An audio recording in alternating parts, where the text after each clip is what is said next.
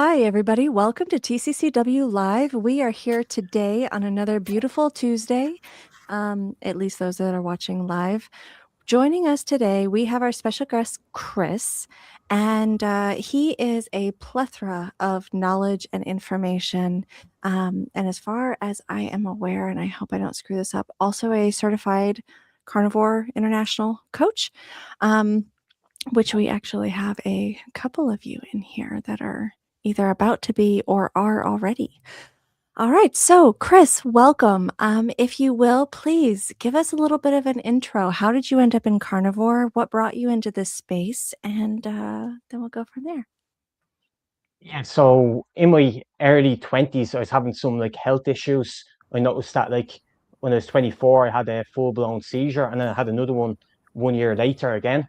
And then I was diagnosed with epilepsy, and they put me on medication for epilepsy anticonvulsants. So I took a couple, they tried me on one, and it didn't really help too much. It stopped the full-blown seizures, but I was still getting smaller petty mouths, and where I'd see kind of black in front of my eyes, or the odd time I'd 20 seconds or 30 seconds will go by and I wouldn't have any recollection of what happened. Like maybe I'd talk random to someone, there might be someone there. Or the odd time I'd see bruising on my tongue from sleeping. I would bite down my tongue. That would probably be like a mini seizure in my sleep. And Wow. so then I said I need to find a natural solution or something, because even though, as I said, that medication did help, I knew it didn't fix it completely, and I was still having small problems in terms of epilepsy. And so then they said, okay, I need to look into stuff. And then they said, oh, I learned about mercury fillings. Like I had mercury amalgam fillings, so I got them removed and replaced with the white ones. And but I felt and then I tried other stuff Dr. Michael Greger, the Daily Dozen, the vegan diet. I was trying that for a while, and that didn't really help either. And then I said, okay. And then I heard about the ketogenic diet, with epilepsy, because for the last over 100 years, it's helped people with epilepsy and kids with epilepsy. And I said, oh, I might try that, but I didn't try that straight away, because I heard mainstream media says you need carbohydrates. You shouldn't do a ketogenic diet, dangerous and all. It's a preferred fuel source, that carbohydrates, you should eat carbohydrates. I I saw a film and all with Meryl Streep in it. It was First Do No Harm. It's and the kid in it, this is kind of based on I think it's based on a true story, where the John Hopkins Hospital, where they were recommended for the last 100 years to eat a high fat, like a keto diet, basically a ketogenic diet, basically. So but I still was hesitant, because I still think I need carbohydrates and all, and that was my thought process at the time. So I kept pushing back, and then um I cut out a lot of the plants, but I had fruit and meat left, kind of like what Paul Saladino, those type of people eat. I wasn't eating much honey now, but it was mainly fruit and meat. And then my mom was sick at the time. Remember, this about a year and a half ago, and she was saying that my digestion was very bad, and um and I was taking anti-epileptic medication, and obviously, and the fruit and all.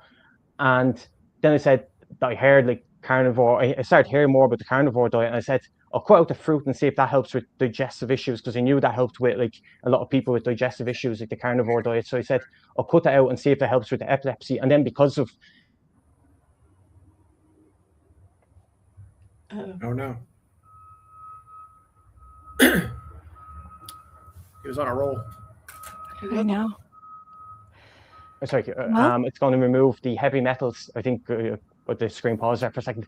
yeah. It's going to help with the heavy metals and all, and removing the heavy metals, because a lot of plants have heavy metals, and obviously carbohydrates and all, and the seed oils and everything. So I said that I'll try that, and then I tried that, and then since then, I've cut down on the medication, where I'm pretty much off now. I'm on the very lowest dose, and I probably just could come off an hour if I wanted, but I just thought I'd do it kind of smartly and do it slowly, gradually, and yeah, not having any problems now, and my digestion has improved, and the acne, I had a lot of back acne, and that's cleared up a lot. Like there's a few scars and all, but that's cleared up a lot.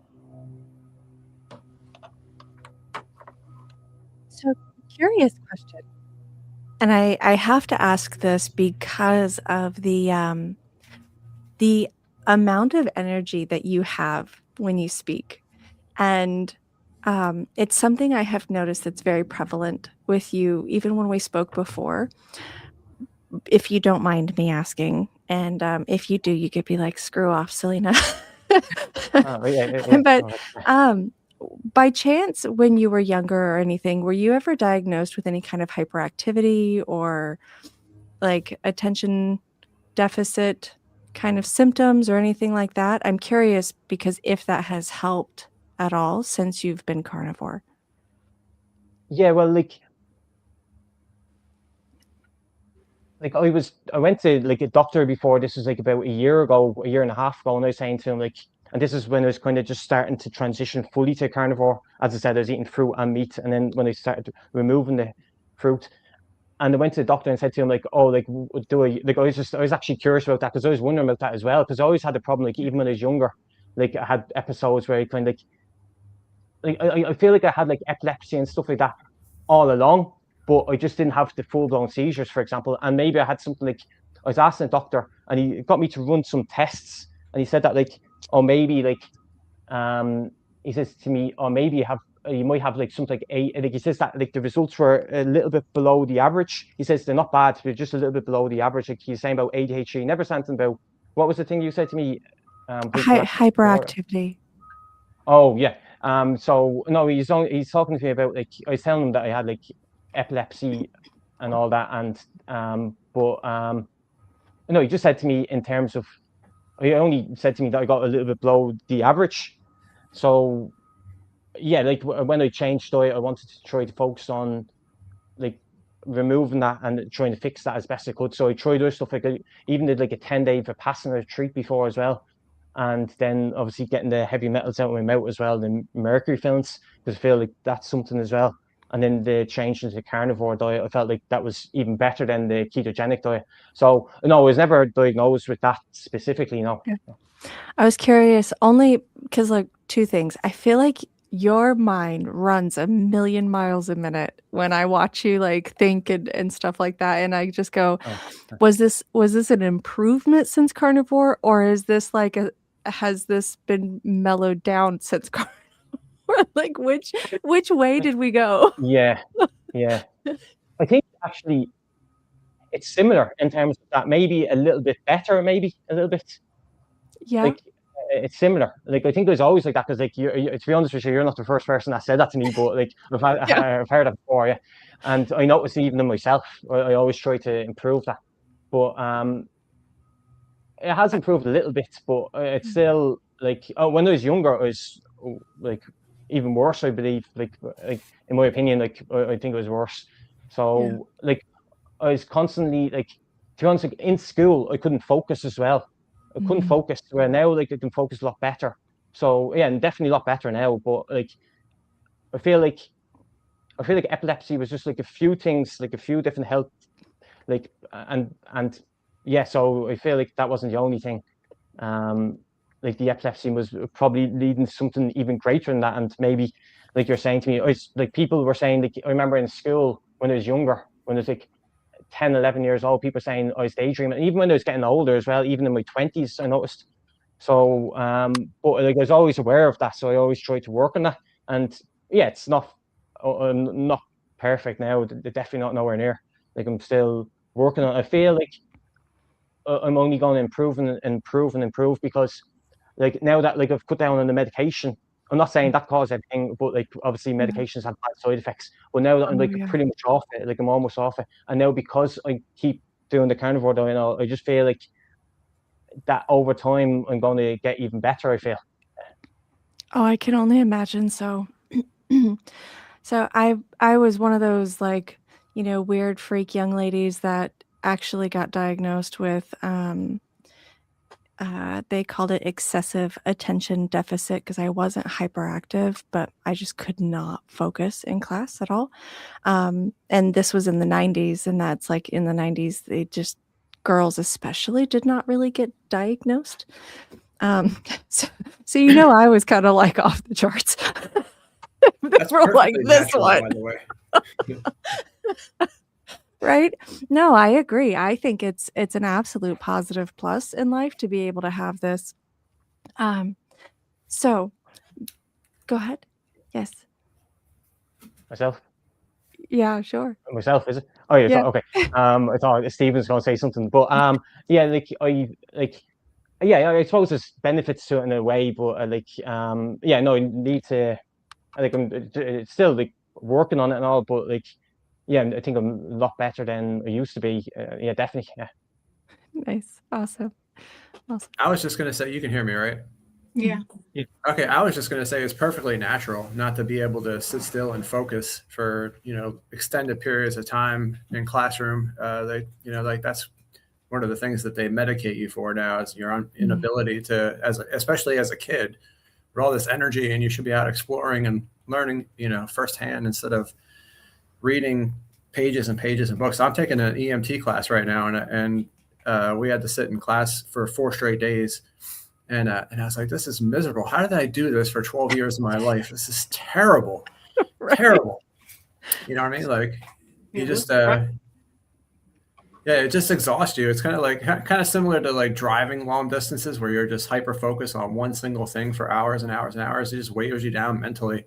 Same with the Watching the classroom. lines.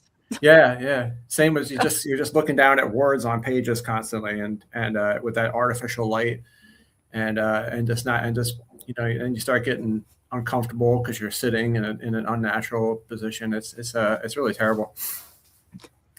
Yeah. It's also amazing that with regards to the keto diet, like the original like clinical definition, like prescription of keto, where the whole concept of the keto diet was born, was to treat epilepsy. And now it's like this conspiracy theory that not only epilepsy, but all of these other neurodegenerative or cognitive disorders, could be treated with a high fat, low carb diet. Keto, and with Alzheimer's and dementia, with everybody being told not to eat cholesterol and being prescribed statins. I recently learned that there is a stronger correlation between the usage of the prescription of statins and the occurrence of ALS than there is between smoking cigarettes and lung cancer. It's like they did the reporting of, on the national documentation in America, and it's like 18,000% higher or something like that. Like there's an 18,000% correlation between ALS and statin drug medications, because they're telling people, because you're depriving your brain of nutrients that it needs to function. So. Yeah, statins are bad. Like they block CoQ10 as well and all, which is meant to be good for your heart. So they do the opposite to what they're meant to do. They're meant to be good for your heart, but then they're blocking the very thing CoQ10, coenzyme Q10. My mom actually, when I was talking about my mom, she actually had ALS. She was like taking like cholesterol lowering drinks. Actually, I don't know if she took statins now, but like she unfortunately passed away actually this time last year. By the way, happy Paddy's Day, everyone. It's Paddy's Day today. Yes, happy St. Patrick's Day. And I think the heavy metals have a lot to do with that too. You were mentioning heavy metal toxicity. It's kind of funny. I became a certified carnivore certified coach through Coach Pete, and the first 2 people that I did consultation with had ALS, which is like the worst possible thing you could if you came to me with diabetes or cancer even, or heart disease or whatever, I'd be like, let's do this. We got this. I know exactly what to do for you. But ALS, you look it up and it's like nobody seems to know, because I think really we're in the age now where people don't really want to know what the root cause is anymore. So they don't bother looking. But I think heavy metal toxicity has a lot to do with that too. There's all the aluminum in your deodorant and your skincare products, the sunscreen, the injections we give all of our, all of the flu injections that a lot of the elderly people take, everything, all the time. aluminum goes into your blood-brain barrier and not only crosses it, but opens it up for other toxins like, microplastics and God knows what else, mercury in your amalgam fillings. So, a lot of environmental toxins go into it as well. Yeah, now they've even been banned in some countries, like the mercury fillings, for example, in like Sweden. I think that's been banned in a lot of countries because they know obviously the harm of mercury in general. And yeah, it's in everything, like there's heavy metals, like you're saying, in foods as well, like arsenic and rice and all, and then all this other stuff you mentioned, like the sunscreens and all that, and deodorants, etc. That's really crazy. That's really crazy for Europe, because I know in America that the amalgam, like dentists, at least at some point, not in the too distant past, dentists were not even allowed to tell you that amalgam fillings and mercury were harmful for your health, and they weren't even allowed to. They weren't allowed to remove the amalgam fillings and put something else in there that wasn't as neurotoxic. It was. Right. You had to go to like a secret dentist or something, and it had to be completely on the hush hush. It was almost like getting an abortion in the 50s or something, when it was, what I mean? Like it had to, like, some back room, I'm not sure if it's still like that, but I mean, it's a very, very big business for the dental industry. And it was protected by law. Yeah, it's not as bad as it was, say, 15 years ago, but it's still pretty close. My mom, she was dealing with a whole lot of like health stories, and my mom ended up with lung cancer. And the part that was hilarious, not funny, haha, hilarious, obviously, but the part that was hilarious is my mom's never been a smoker a day in her life. Like, she's never even tried a cigarette. And it's like, in here, she's ended up with lung cancer. And one of the things that they were trying to say, well, it's due to secondhand smoke. And my mom's like, from fucking where? Like I just happen to be this one person that walks by people as they're outside and I'm screwed. Like, that makes no sense. But my mom had had a lot of dental work done in her late teens, early 20s, which for her, being born in mid 60s, that meant, early 80s, she's getting all this dental work done. Lots and lots and lots of metals. I think she had like 8 mercury fillings, right? She went to go get them removed, and it was exactly like how you were describing, Stephen. Like, it was like trying to do a drug deal or something in order to find a dentist who was willing to do the work, let alone also understand the detriment that could happen of the inhalation as they drill out all these fillings and everything. She ended up having it done. She had them all removed. She went to another dentist years later, had to have one of her things fixed. And even though all in her charts and everything clearly states she cannot have metal fillings, like it's like documented everywhere, he still did it anyways and didn't tell her until afterwards. And then when she brought it up to him, he argued with her and threatened to kick her out of the office because she was advocating for the fact that it clearly states in her charts that she has an allergy to metals. My mom had heavy metal poisoning, like severely, and that's part of why a lot of this came up. She ended up, reversing and healing her lung cancer. But a lot of it they found was due to the fact that she had all these heavy metal toxicities in her system. So, not even a smoker. It doesn't even have to, like, things that aren't related, that you think aren't related. Let me rephrase that. Things that you think are not related can very, very possibly be related. Exactly. I went through that. I had metal fillings when I was a teenager. The dentist just like, ooh, we got one here. And they just, all of my back teeth, metal fillings. And I had them removed probably 3 years ago, replaced. And I could tell a difference. Chris, I'm not sure if you were able to, you said you had yours removed. Yeah. But as soon as, like, they came out, I don't know, it's like my shoulders started to relax and I became less stressed. That's what I noticed. That's the first thing that I noticed, having all that silver and stuff taken out of my mouth. Is amazing. Yeah, I got them safely removed. I went to a dentist. It's a good bit away from me, and like I traveled about an hour. But it was called like a SMART protocol. I don't know what it stands for exactly. I can't remember. Safe mercury amalgam removal, and then whatever T is, I can't remember. But yeah, so I got them removed. I actually had 8 as well, like what you were saying about your mom, saying that, like, so I had, like, in my late teens and early 20s, I was eating like a lot of rubbish, and then obviously the sugar and all destroys your teeth. So I think that's obviously, and then when I started to clean up the diet a bit, then obviously I haven't got one since then. But back then they were doing a lot more mercury fillings, like now, like I think actually, because they said that they last longer, which is technically correct, like they probably do last longer, but like it's not good to have them in your mouth, the mercury fillings. Yeah, probably one of the best blessings that I definitely got was that she didn't allow that to happen for any of us kids, like her kids. So I've only had one cavity in my life, not to brag, but in comparison to the general population. But I was very fortunate that she, like, almost annoyingly so to the dentist, was like, if you put metal in her mouth, I will sue you. And he was like, okay, no metal, got it.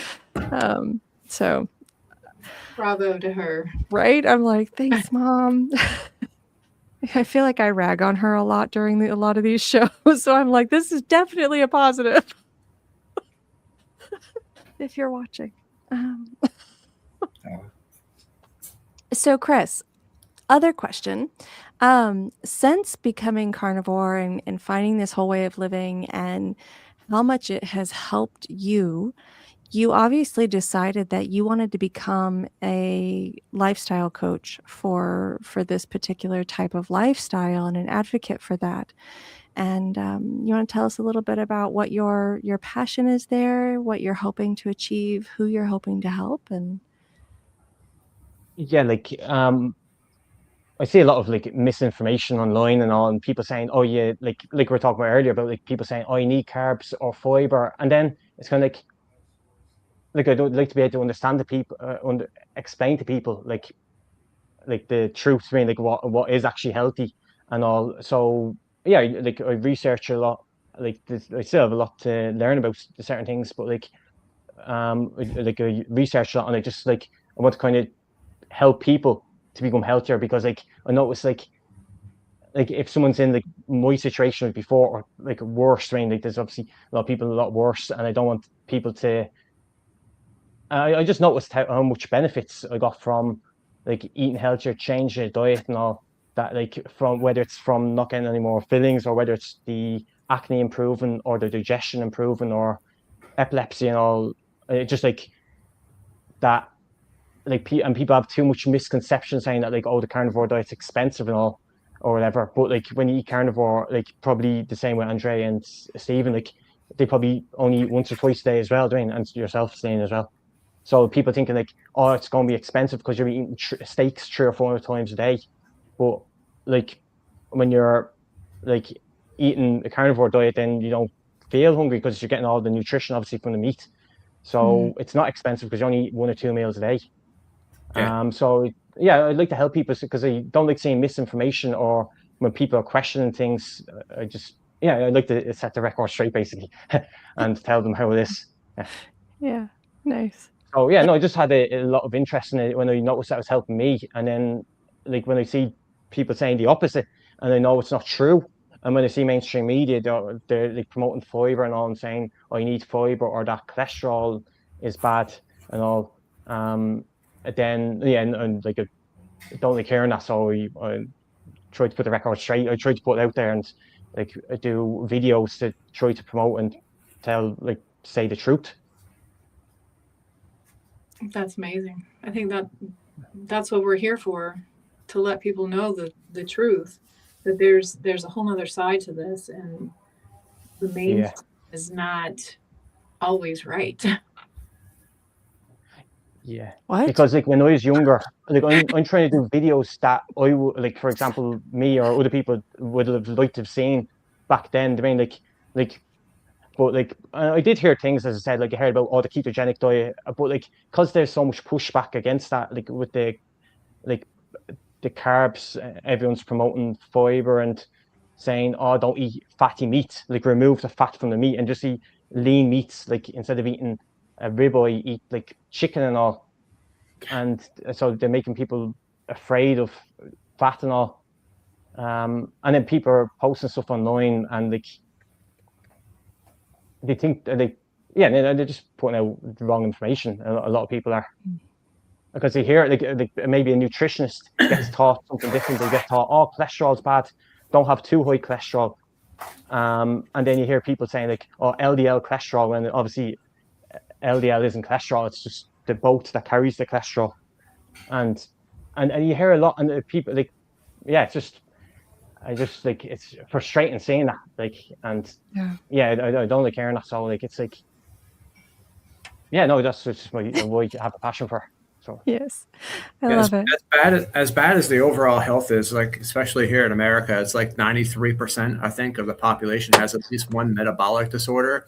So as bad as everybody is you would think the people promoting the lifestyle that they've been promoting for decades, if not generations, that has led to this situation, you'd think they would just sit down and shut up for low fat, high carb, like seed oils are perfectly fine.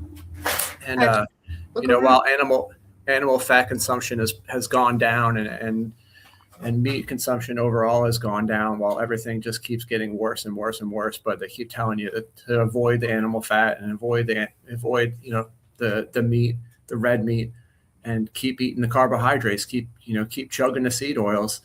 There's nothing wrong with those. And you would think that they would be like, I think we might be out of our league here, but they just keep talking. It's amazing. All you have to do is just look around at the population to know something's not working. Speaking on this subject. Oh, no, go ahead, Chris. Oh no, yeah, like the heart disease is like the rates are still like, that's still the number one killer, even though a lot of people aren't eating saturated fat anymore, or like I mean, like even though people are eating leaner cuts of meat, and yet that's still the number one cause of death. Like the mortality rates might have gone down, but that's because obviously in hospitals, like you have like defibrillators and all and stuff so people stay alive longer, but they're not healthier. Yeah. Right. Speaking on this kind of subject of carnivore, a hot topic that's been going around is the whole, whether or not you should be higher fat or higher protein. What is everybody's opinion on that? And, who wants to go first? Yeah, like it depends really, I think, because like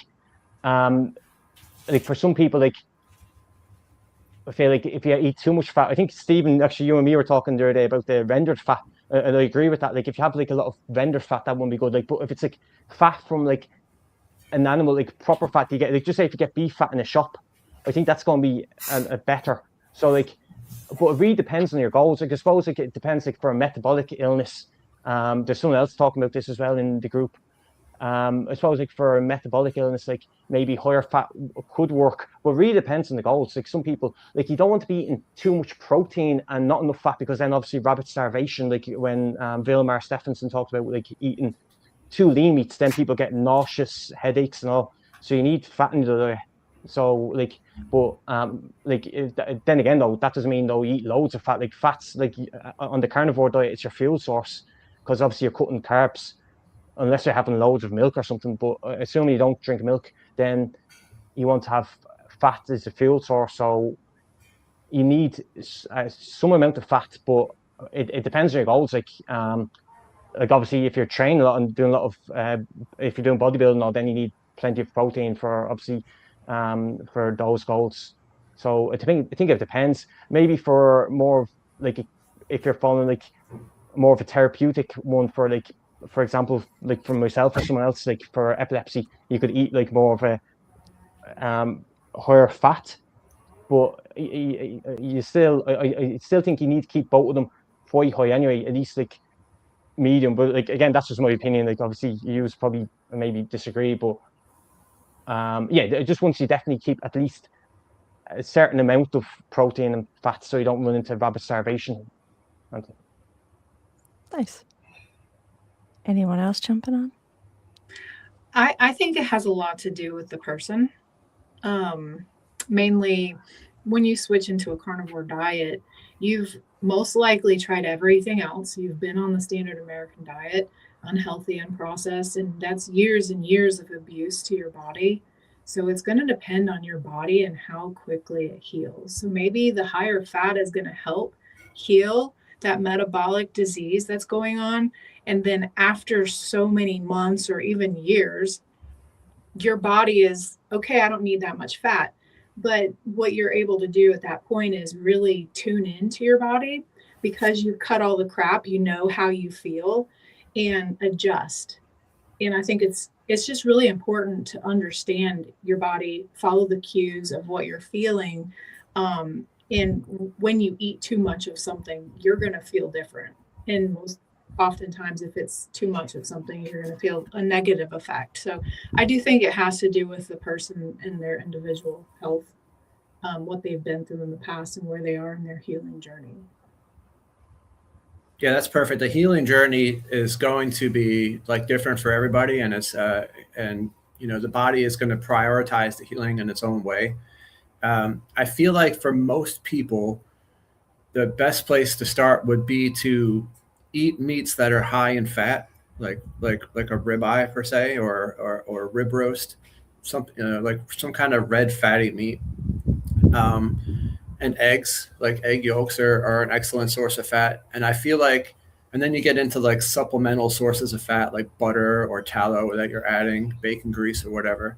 Like bacon itself would probably be a good source, as long, you know. But and again, like Mark and I just talked about on his podcast, and Chris and I talked about, when the fat is rendered, it's in a liquid form, and it gets digested too quickly for the bile to process it properly, and then it ends up getting into your fat stores somehow. I don't know the exact process that happens without a significant insulin spike, but usually when you're eating protein, you are getting somewhat of an insulin spike. It's not as high as carbohydrates, obviously, but so I think for most people, if they just eat their fat in a solid form, where it's like in a steak or in their eggs, and it's not rendered, and the body has the chance to process it properly, then like that kind of high fat, whatever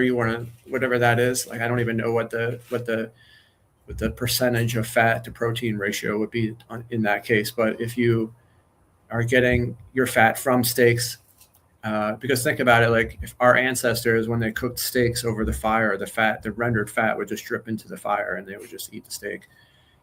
So I think a lot of people run into problems when they're adding additional fat to their foods, like lots and lots of butter. Not everybody can eat a stick of a pound of butter a day, like Bella does or whatever. Although when Bella eats her butter, she eats it solid. So that might be why she gets away with it. But it's definitely different for everybody, and you need to, especially when you're healing. The healing is a constant N=1 experiment that you almost have to be a scientist for yourself. You have to observe and react to how your body's reacting to what you're giving it, and it's going to change. It might change day to day. It may change week to week, especially for women as well. Women have that 30-day hormonal cycle. It's different in different parts of their cycle. There's so many things that you have to know about, especially when you're healing. You can't just dive in and just start eating meat and as long as you're not eating carbs, think that everything's going to be okay while you're healing. Especially because a lot of the reasons why people can't lose weight initially on a carnivore diet is because their hormonal systems are so trashed from years or decades of abuse that has to heal first before they can get into the whole weight loss thing. Because as weight loss is almost entirely hormonal. So it's you have to be very, very interactive and proactive and reactive, and you have to really pay attention. And that's why it helps to have someone like all four of us are are trained, are taught how to coach people to do that. Absolutely. I agree with that, Stephen.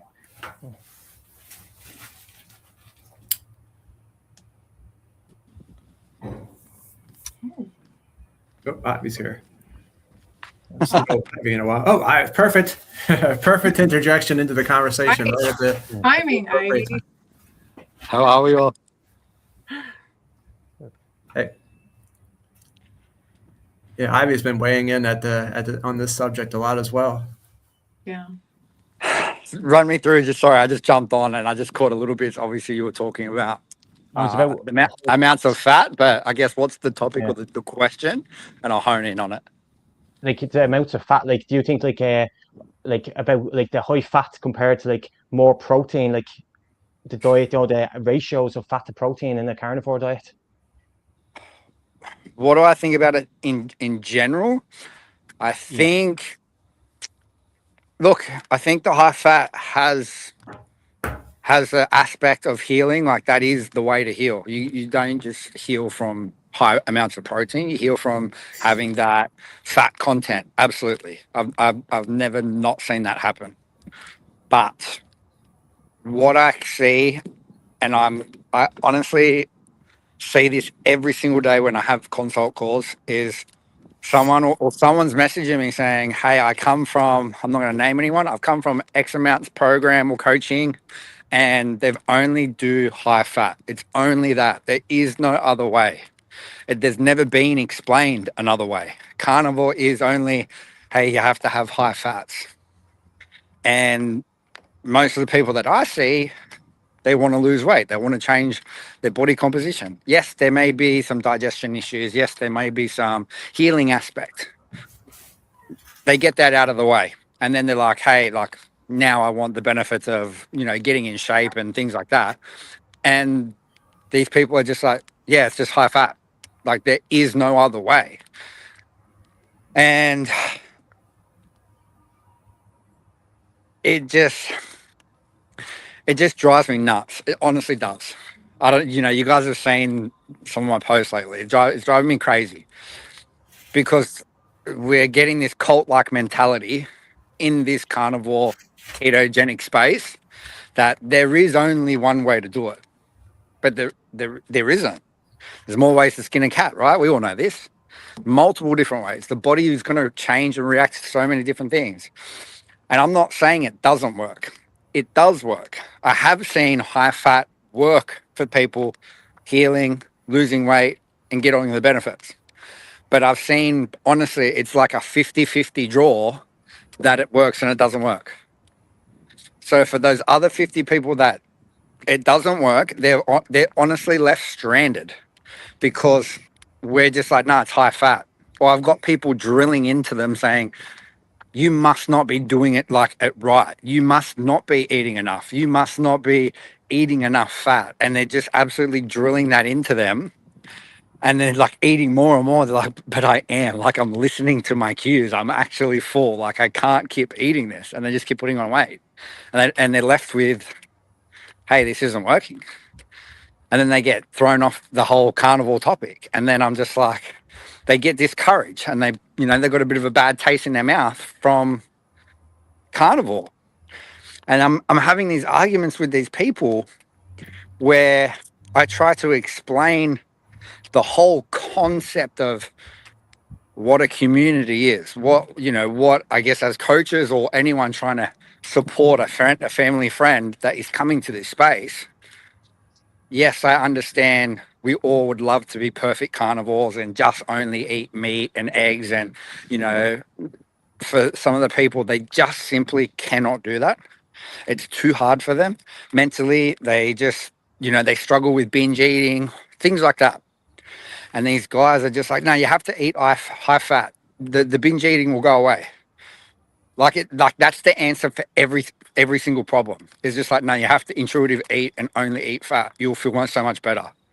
But the other thing I keep seeing is when people have eating disorders, binge eating, chronic binge eating, sugar addictions, anorexia, this goes way past the whole concept of just eating meat and you're magically going to fix all this. They have deeper issues with food relationship. They have deeper issues with trauma from where those things stemmed from.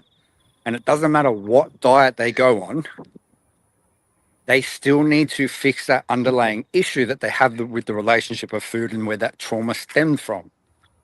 No amount of just intuitive eating is going to fix that, because that does not work for them, because that's why they're there in the first place. And people are missing that concept. And I'm getting into really big, unfortunately, it's arguments, but I don't want it to be. I'm just showing it's like, we shouldn't be discouraging these people. We should be like, okay, so if you can't do high fat and that's not working, okay, let's come up with a solution. What can we do to help you? What can we try and manipulate to get, you know, a better lifestyle than where you come from? Because I think that's the whole goal. Yes, I would love everyone to be perfect carnivore and just only eat meat. I would love that. But there's a lot of people that can't do that. There's a lot of people that struggle with mental resilience. There's a lot of people struggle with discipline, food relationships. So it's like, okay, how do I make you 1% better from your old choices?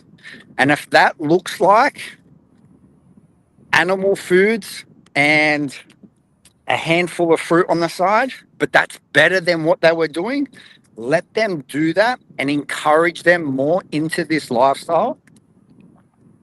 Because maybe in a year's time, they might be like, hey, I don't need this fruit anymore. I'm just going to get strict carnivore. I feel amazing. And then now you've got them into it.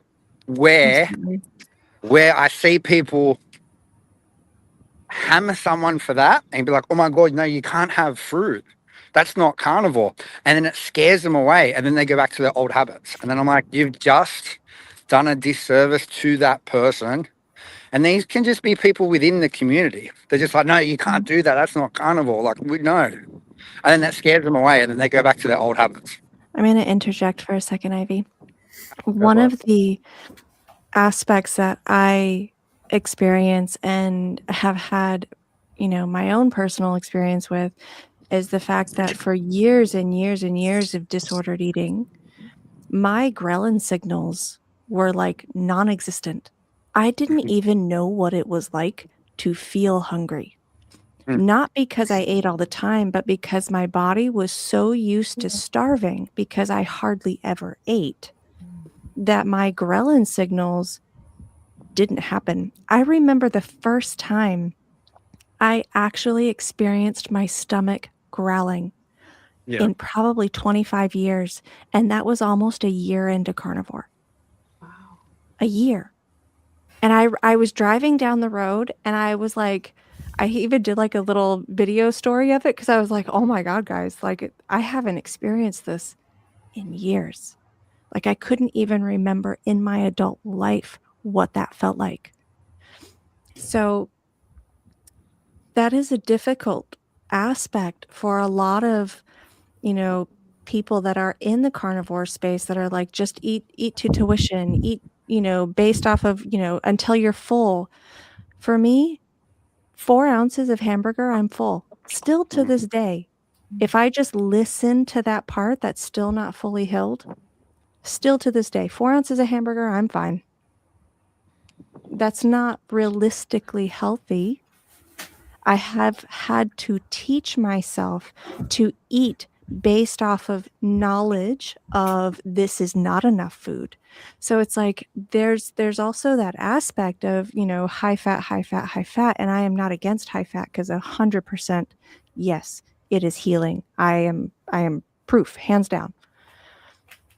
But the more fat I eat, the less likely I'm going to actually eat enough meat to be able to sufficiently supply my body with what it needs.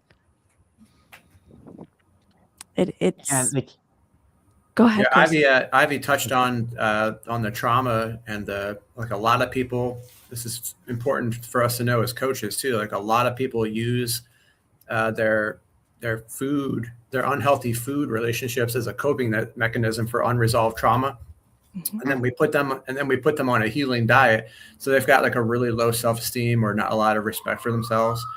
But then we put them on a healing diet, and we take away that coping mechanism, and then the trauma still remains, and that's why a lot of people, I think, end up going back to like the carbohydrates. Like a lot of these influencers, especially like they'll make Instagram posts or YouTube videos, and it's almost like it's like this.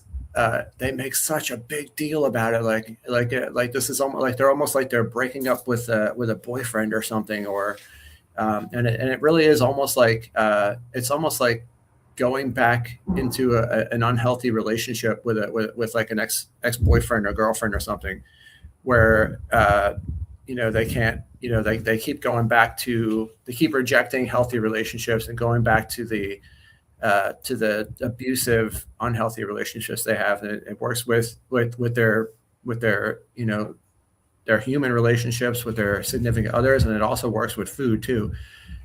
They just keep going back to the unhealthy food because they have they have trauma that they need to work through, and they're not working through that.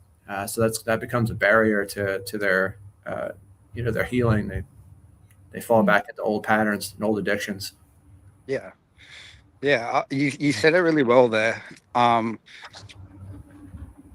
Exactly what you just said. It's like, okay, so now we've swapped the food, but what have we actually really changed for them? Yes, we've changed the food. Fantastic. Like, that's one more step.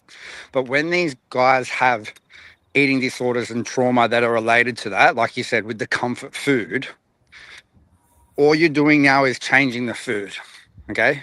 Which is great. It's a great start.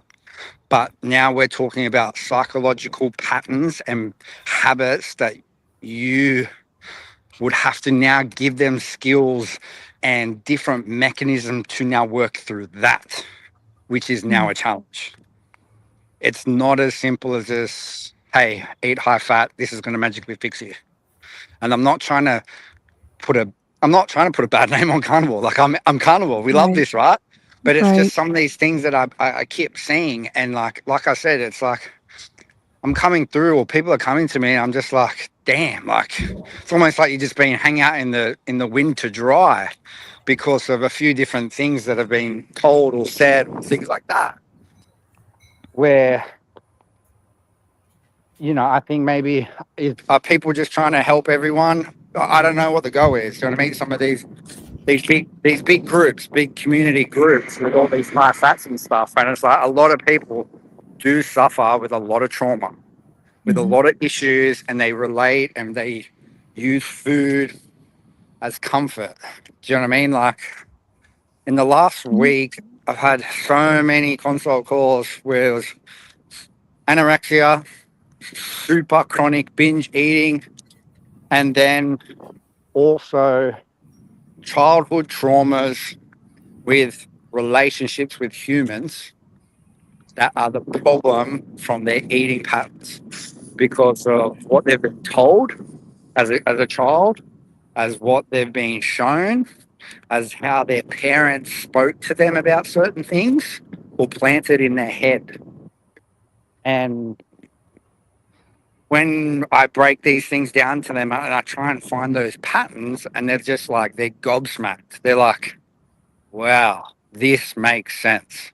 No one's explained it to me about this. This makes sense why I'm doing this, or I'm turning to food, or why I'm avoiding food, or why I'm struggling with food, or just so many different things, right? And yeah, it's tough. It's really tough.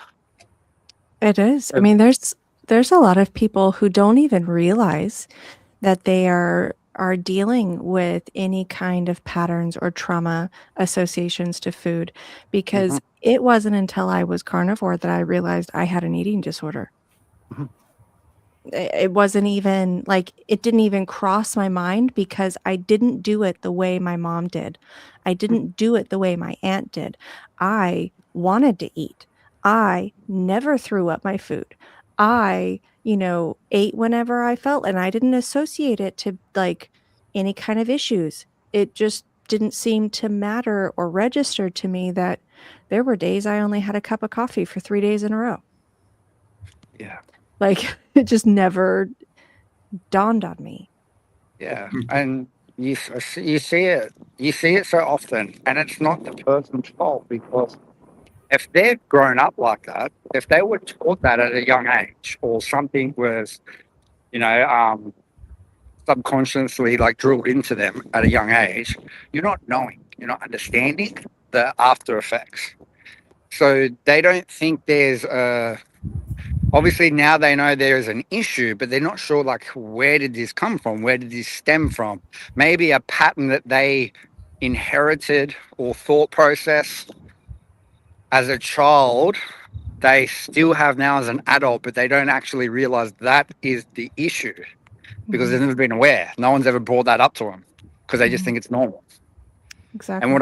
And what I mean by that is, I'll just give you an example. Speaking to a lady, I think she's in her 40s, anorexic, like super trains a lot, does the cardio, does the running, does the weights, does all those things. Has tried carnivore, done keto, loves it, but obviously just can't eat, restricts herself, will make herself vomit, all those type of things, right? And then when she was explaining a lot of things to me, and I found it, she said when she was a young girl, she was a gymnast, and she was very, very good at it. So she was known. And this is why I always talk about identities. She was always known as that young girl, as being a strong gymnast and healthy and stuff like that. But when she seen her mum would only have, one little slice of cake or half a slice of cake. And she'd ask her mum, going, "Mum, how come you're having a little bite?" And her mum would go, "Because I have to watch what I eat when you're an adult." And she's like, "Oh, but Mum, I have like 7. I'm okay." That there is where it started from, because then she started going, "Oh my God, I was afraid to be an adult." She goes, "I didn't want to be an adult body." And then I was like, "Okay, so why?" She goes, "Because now I know if I'm an adult, I have to watch what I eat." So boom, instantly she started restricting her food without her knowing. She hates growing up into an adult body.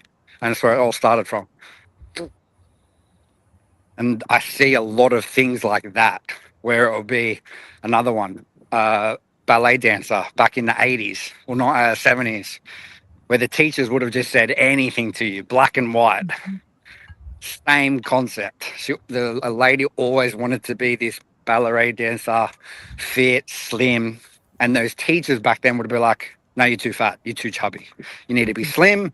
You need to be tall, blah, blah, blah," So that got drilled into that lady's head.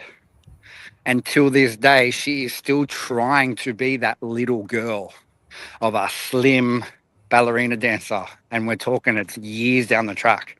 And she's still trying to feel accepted into that. So what she does now is she avoids all human existence.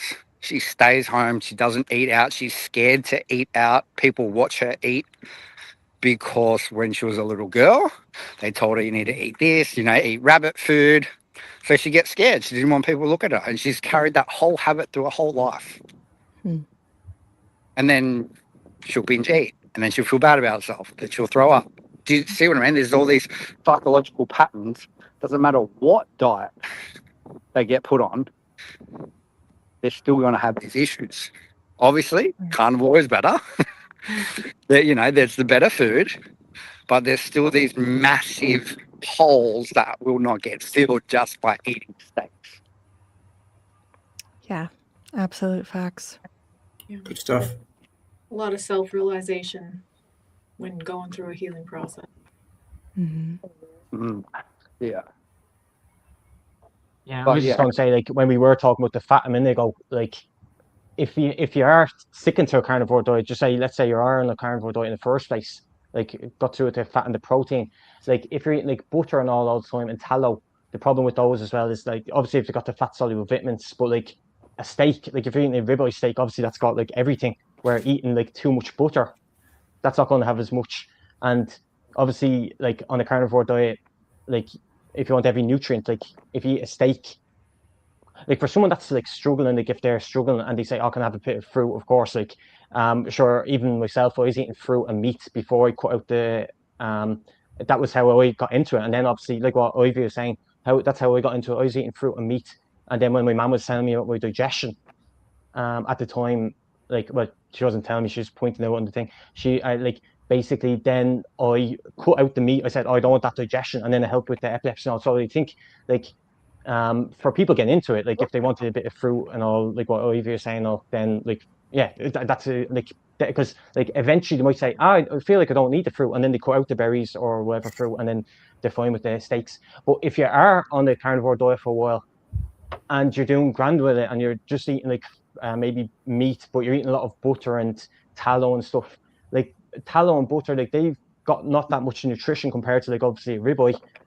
And like once the meat is fatty enough, of course, like different people for different goals, like we're talking about, like for metabolic illness, like for epilepsy or whatever else. Is actually, I think I was talking to you about that the other day, like as well, wasn't it, on the message on the groups, like for someone building muscle, yeah, like more protein, and then maybe for someone that's like got like a metabolic illness or whatever it is, then maybe a bit more fat. But it really depends. Like if you're eating a nutrient-dense meal and you're making sure you're getting all the nutrients in, it's not just about the macros. People focus on the macros a lot, but it's not about the macros. It's not about like how much fat and protein. It's also about like, are you getting in everything? Because people eat a lot of dairy, and dairy is obviously like, if you're going to stick to a diet, like dairy's grand, dairy's perfect. It's got like every nutrient, but like obviously it's got a poor calcium to magnesium ratio. So if you're eating too much dairy and you're not having problems, then maybe cut back on the dairy a bit. But at the same time, though, like if that's going to keep you on the carnivore diet, then stick to dairy. Like.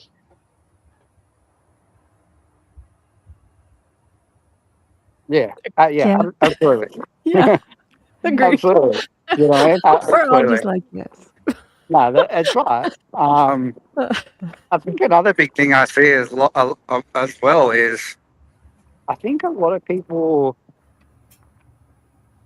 it's weird. It's like they don't go for variety in different cuts of meat or different types of animals, or, you know, throwing different fish in the mix and things like that. Like they're very just, I don't know, they just stay with one thing, which is okay. Like it's very easy to do that, but it's like when you're trying to, if you want a different variety of nutritional value and things like that, mixing it up is great. Throwing randomly some sardines or some mackerel or some just things in the mix sometimes, just to give you a little bit of different, your body a different hit. Yeah. And I see that a lot too when people come with, even with metabolic health issues, especially with women that are hormone cycle and losing their hair or breaking their hair, thinning their hair. Normally I look at their diet and it's just like they've had the one thing for such a long time. And I'm like, no, just eat whatever, go crazy now. Like have sardines, have fish, have chicken, have lamb, have whatever. Like just go nuts, have variety so you're getting an abundance of different vitamins and ratios, which normally does fix it. Yeah, I feel like if you get to a certain point, like me, I've been on a slow.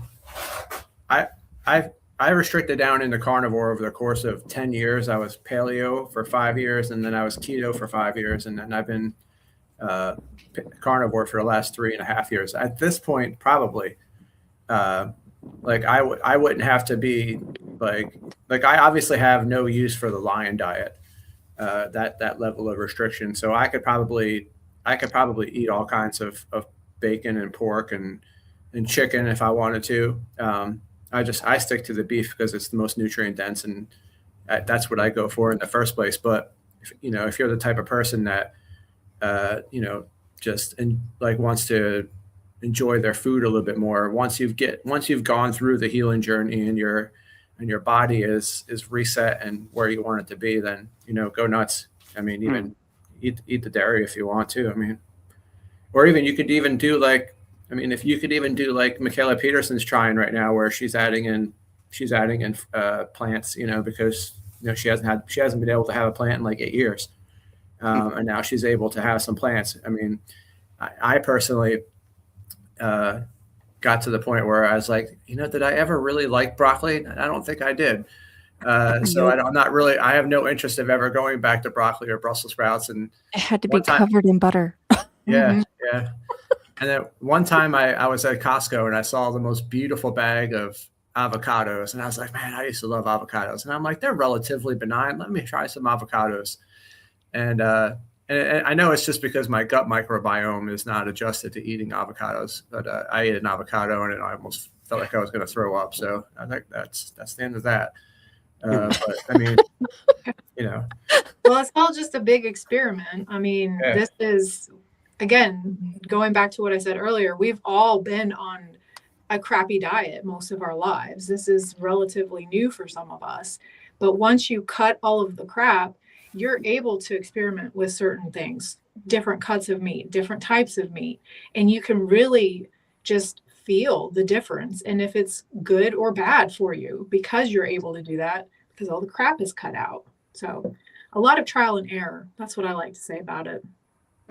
Yeah, there's not all this noise in your environment where, like, if there's so many things that you're eating that are bad for you, you can't tell, like you've purified it all the way down, and then you add something, you're going to feel it right away. You're just going to know. Like, even like when I eat pork, I feel off. Yes. Like, I know it. So, and that's it's such a simple little, deviation. It's just a slightly different type of meat that I'm eating, and I can feel it immediately. It's incredible. And if I ate vegetables, oh my God. like I tell this story all the time. I went carnivore originally because I was in a bodybuilding competition where I was keto, and my food intake in contest prep became so low that I had no use for the vegetables anymore. And I needed to eat as much protein and fat as possible because I was eating so little. So I went several months in the carnivore, never really expecting to do it permanently. And then when the contest prep was over, I was making something with artichokes in my meal prep little side hustle I got going on, and I love artichokes. And I ate a bunch of artichokes, and I got so bloated and gassy and just felt so awful afterwards. And I was like, that's amazing, so yeah.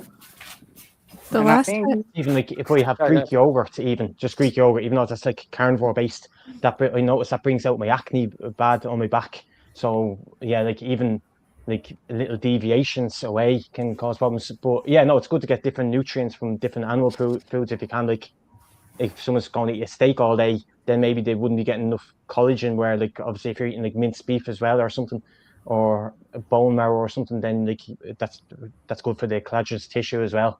Or if someone has like MTHFR gene mutation, then like a bit of liver will be good for the folate sometimes. So yeah, I think a bit of variety of different, like maybe a little bit of organs here or there the odd time is good as well. absolutely. I think about when we would have eaten, and not to like throw this in the like whole ancestral and this is the only thing that's ever possible concept, but I do look at when we would have eaten, we would not have eaten organ meats every single day. 2, we would have only eaten them as they were provided by the hunt, and the rotation would have been rotated because not everybody would have had enough of each part of the animal. So it's like, yes, muscle meats would have been fairly predominant for most of the tribe more often. And then the rest of it would have been a circulation depending on the hunt, depending on the availability, and depending on the person. So it's like, if they were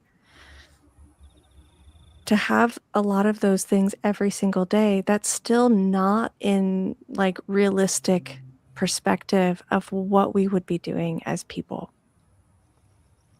Yeah, like for the organ meats, like I just meant like if someone had that gene, but like for the ratio of the muscle meat to organs, the liver is very small compared to the muscle meat. So you're going to eat very little liver. Like if you only had a little bit of liver here or there, or a bit of like heart for the CoQ10 or something the odd time, but like mostly predominantly the muscle meat is going to be it should be like the predominant part of your diet. Like I see some, so the like I actually used to follow like Frank Tufano, who used to eat like lots of like stuff like back when he was doing carnivore years ago. That's he was one of the first people looked at, and Sean Baker, and Frank Tufano was eating lots of like liver and all, and like that's like you get copper toxicity because then you create an imbalance of the copper to zinc ratio, so you don't want too much copper in your diet. But like a little bit, if someone had that gene mutation, then like maybe a little bit of liver on occasion is okay. But obviously as well, like the carbs, not that there's much carbs in liver, but like I think there's like 4 grams per 100. Not that that's much either, but like yeah, then predominantly you want like muscle meat as most of your diet. Yeah, 100%. And the other thing too is when you look at tribes, Aboriginals, American Indians, when you go look back at that lifestyle, it's like a 50-50. They would have hunted massive amounts of like buffaloes all in one go, just after, grab one, hunt it, kill it, and they'll keep following it for a while. But eventually they'll go, okay, so let's get something else. They may have done it for an extended period of time, but not just forever. Where I see people forever just going, I'm just going to eat beef and never throw in anything else, whether it be some organs or that variety or just a little fish here when they went to a river or creek. You know what I mean? It just would not have happened. They wouldn't have just hunted a buffalo for 1 year straight. No. True, I hope. Yeah, you know what I mean? You mean they didn't find ground beef patties in the fields? That's another thing that people can overeat sometimes, like if they're having ground beef patties, because like we wouldn't have eaten obviously ground beef like that all. Like you get all like it's great in a way, ground beef, that you get loads of different like parts of the animal, of course, like, but at the same time though, then you can overeat on it, or like where if you eat steak, you kind of feel when you're satiated more so. Yep. I always felt like you were more likely to undereat with the ground beef because it makes you way more satiated than like a steak does. Like yesterday I felt like having a ribeye, and I was looking for ribeyes, and it had to be, I knew it couldn't be like some small like 10-ounce ribeye or something, because I would be starving afterwards. So it had to be a big one. Normally I'll eat a pound of ground beef for my second meal, but the ribeye I got was 1.5 pounds. And I made sure of that, because a lot of times I will eat a ribeye and I'll be hungry an hour or two later, like I had a high carb meal or something. Whereas like usually, and I typically eat ground beef just to save money pretty much. But I feel like I'm way satiated for a lot longer just eating ground beef. And Ed Goki talked about that a lot too, where, he feels like you're a lot more likely to undereat if you're eating ground beef, because it'll just make you satiated longer.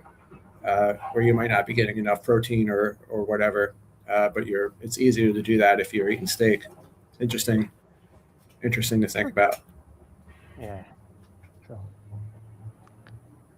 Yeah, I think it would just come down to obviously the ratios, obviously, because I know here, if I go to the butcher and I say, hey, can you make me some, burger patties or ground beef patties, they'll ask me, they're like, what do you want the ratio? Like, I'll make it to exactly what you want, and it can be just anything. So that obviously as well, and having the mix of the muscle meats, obviously different tenderness, different taste, different fullness, that all matters too. So you're getting like a concoction of so many different things. There's so many variables in that. Do you know what I mean? It's like if you went to Costco and just bought 10 packs of ground beef, and we did a study on each one. How did you feel on that patty to the 100th one? I dare say you're going to get different results on every patty that you eat.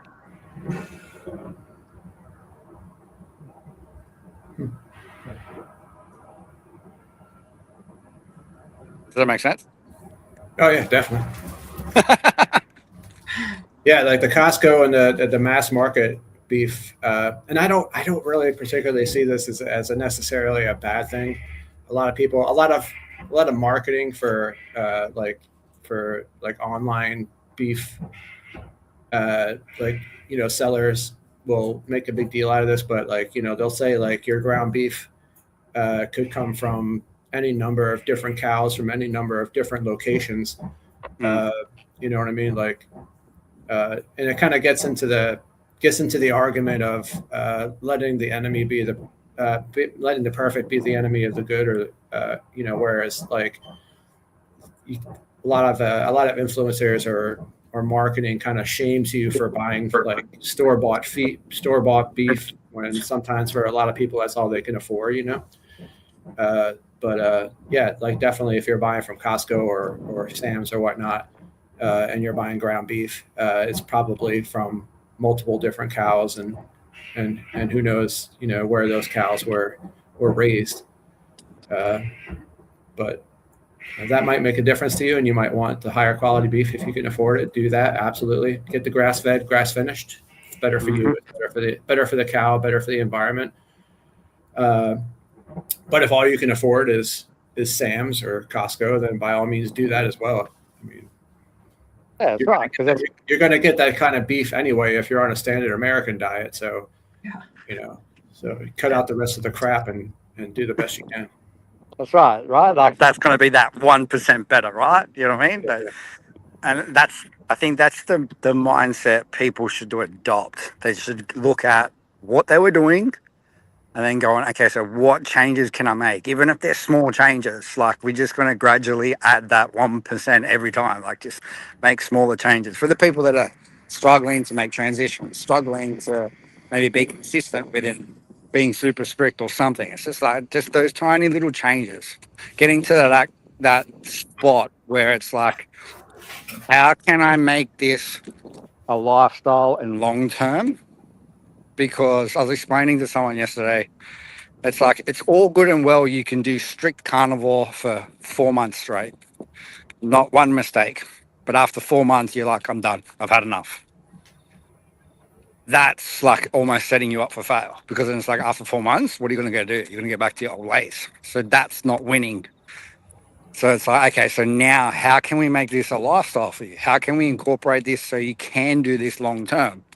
And normally they'll be like, I just need a little bit of variety. Okay, sweet. So go all animal foods, anything that can walk, crawl, run, eat that. What else do you need? What else is you think you really need? They might be like, oh, I just like having a banana before workout. Okay, sweet. Have a fucking banana.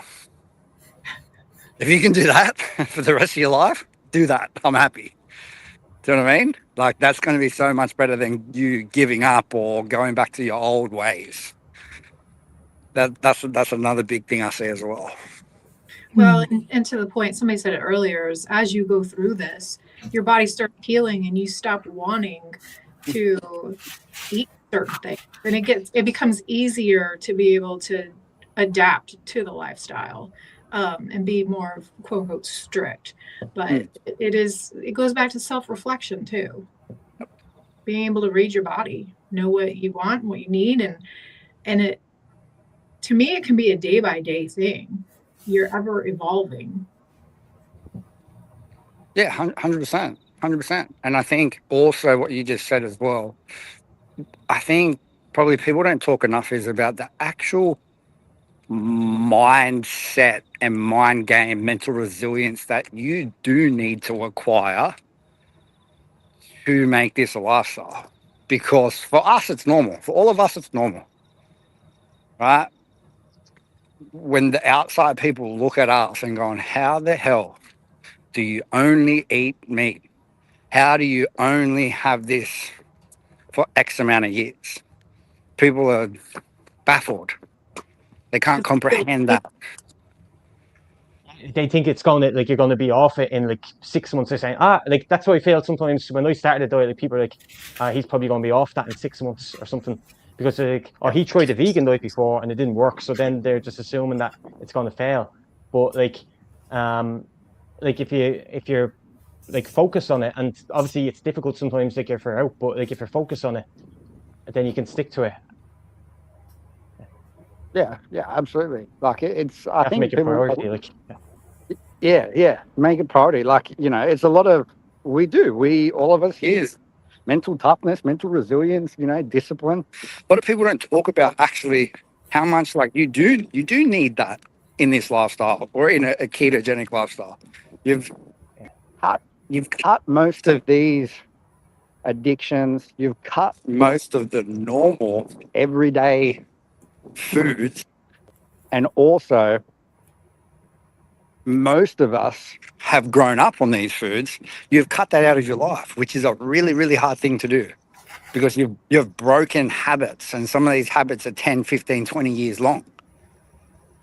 So that's a massive thing. I don't think people actually talk about that enough. Do you know what I mean? So you have to, I guess you've got to embrace that. It's something you've got to work on. Like I feel like it's a skill set to build mental resilience even around this lifestyle, knowing that, you know, if you really do truly want to turn this into a long life lifestyle, there is going to be tough days. There is tough times. There is temptations. There is environmental factors, but with the mental side, emotional side.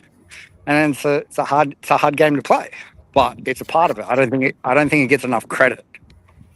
Yeah, I agree. Yeah, especially at the beginning. Over time. Notice that it's like at the beginning it's tougher because like you're used to eating like multiple times a day, but when you get used to it and all, then it starts becoming a bit easier. And then like when someone says, "Oh, do you want something like a coffee?" Then you're like, "No, I don't want it," because you just don't want it. Like you have enough energy. You don't fall asleep in the afternoon, have the afternoon slump or something. Which I used to get like when I was eating like multiple times a day, eating a lot of sugar.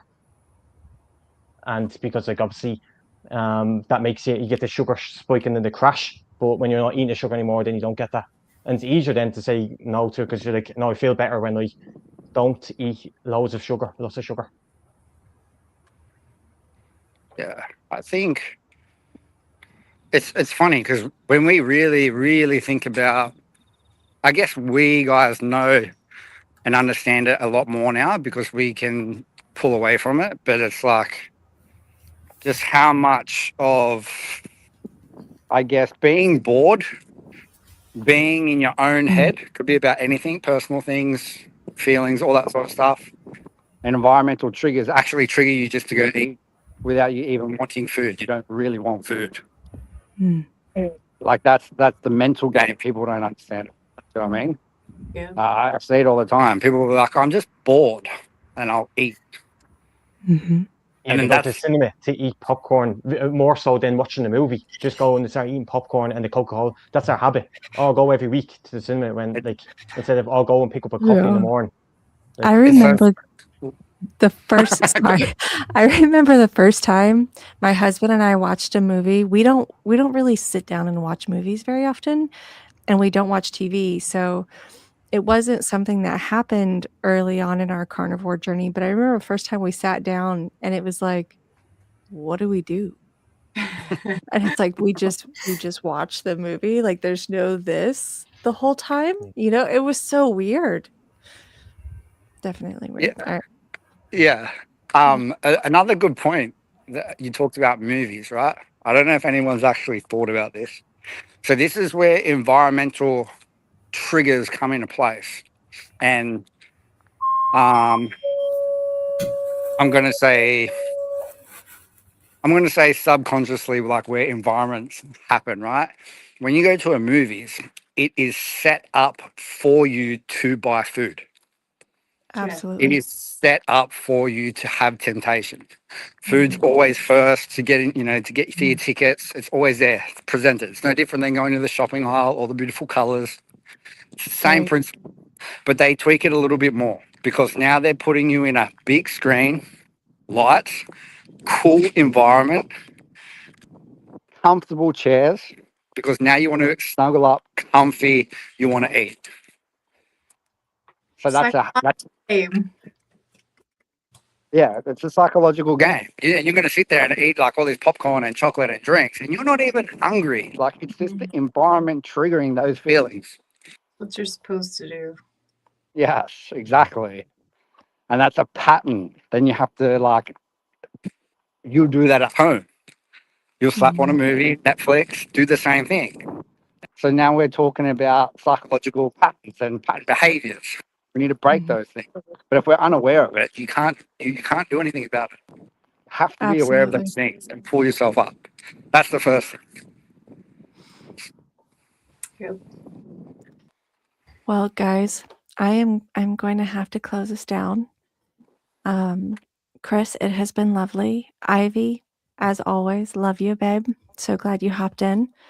I think Steven had an emergency call, so he had to hop off. But everyone, thank you all for tuning in. Thank you all for paying attention. If you guys are not following everybody here that's on this page, definitely do it, or else. No, I'm just kidding. Right. Either way, as always, information is beautiful, knowledge is king, and we'll see you on the flip side.